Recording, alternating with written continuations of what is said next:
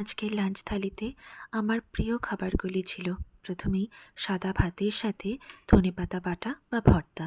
একটা মিক্সিং জারে ফ্রেশ ধনেপাতাগুলো নিয়ে 2-3টে কাঁচা লঙ্কা আর কয়েক কোয়া রসুন দিয়ে ভালো করে বেটে নিলাম।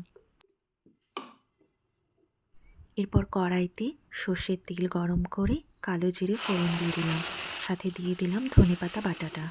স্বাদমতো লবণ দিয়ে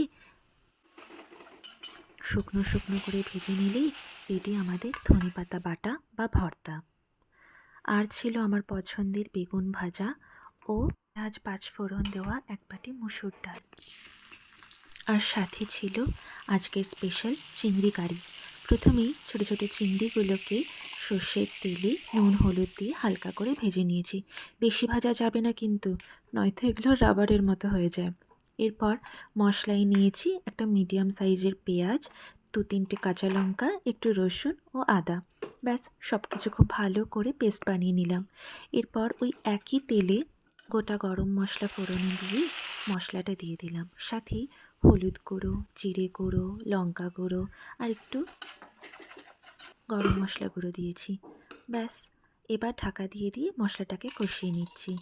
আর 2 চামচ দই ফেটিয়ে রাখলাম। মশলাটা হালকা কষে গেলেই দইটা অ্যাড করে দিয়ে স্বাদমতো লবণও দিয়ে দিলাম। এরপর কি ঢাকা দিয়ে দিয়ে কষাতে হবে। আর হ্যাঁ, গ্রেভির জন্য আমি ইউজ করেছি নারকেলের দুধ। যতটা গ্রেভি প্রয়োজন ততটা দুধ।